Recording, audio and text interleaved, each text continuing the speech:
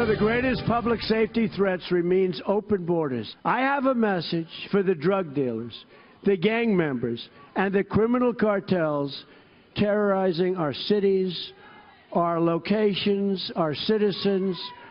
Your days are numbered. We're getting you out, and we're getting you out fast. We will build a great wall, and we will stop illegal immigration for once and for all.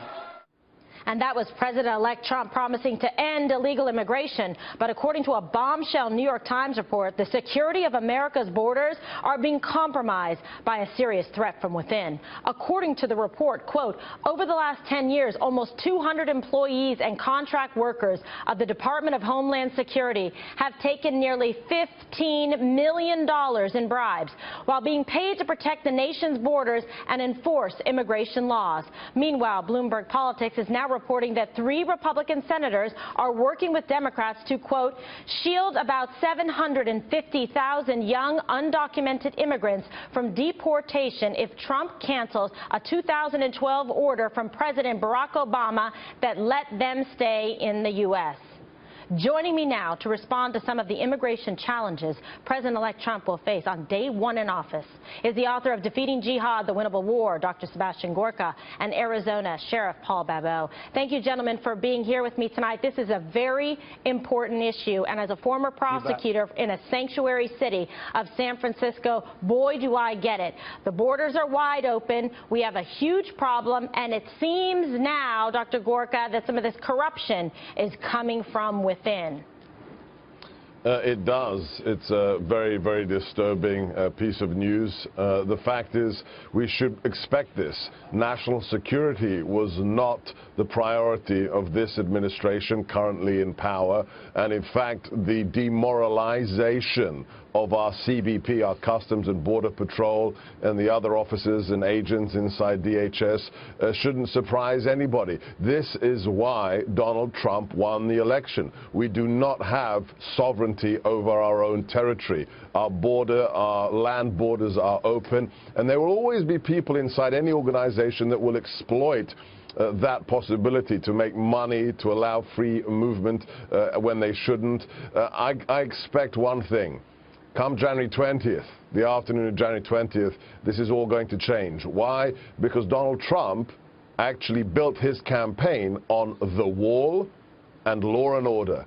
As a result, he will have to, for his own political survival, show very serious advancement on those 2 issues as soon as he gets in office. So this is something that most Americans can rest assured will be dealt with, and there will be visible signs of this improving very soon after the inauguration next month. All right, most certainly. And Sheriff Babot, I mean, you are on the front lines of this immigration challenge, of these open borders and what it does to these cities and our communities in the United States.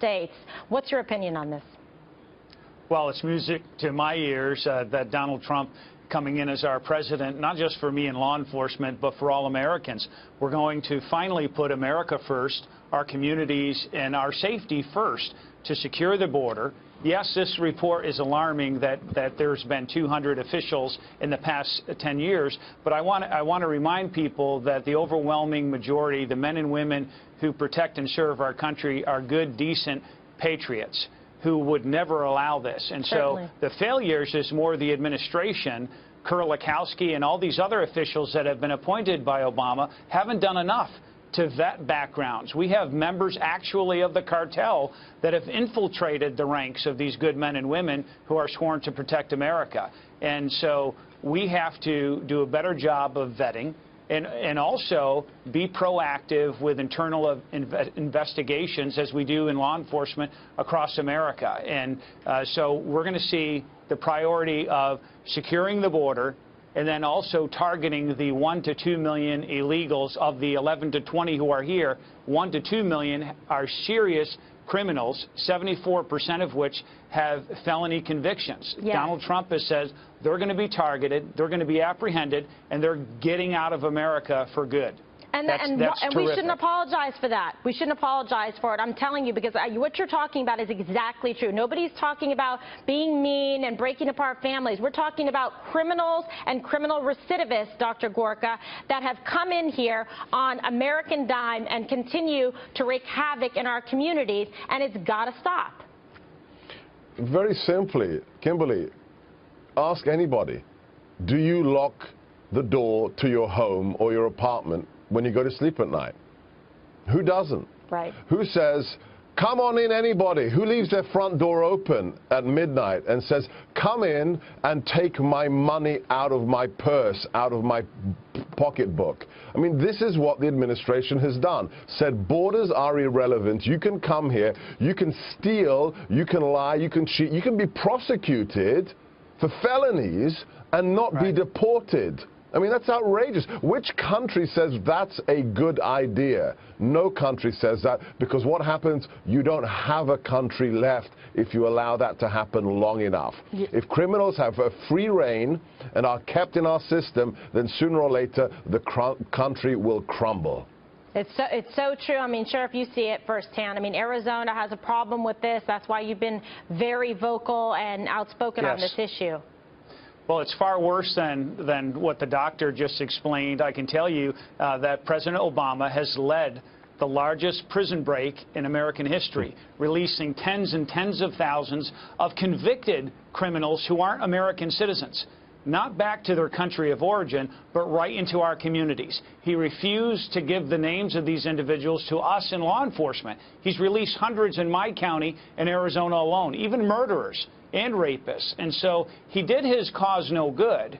What he did is release the most violent criminals in the Western Hemisphere into American communities. Donald Trump's going to correct that and put our safety first. And this is going to be a new day. And so I am a sheriff. He's going to be the sheriff, the new sheriff in town for the country. All right, fantastic. Such an important topic. I look forward to having you both back again, Dr. Gorka and Sheriff Fabo. Thank you so much. Happy New Year. All right, Thank you, Happy New Kimberly. Year.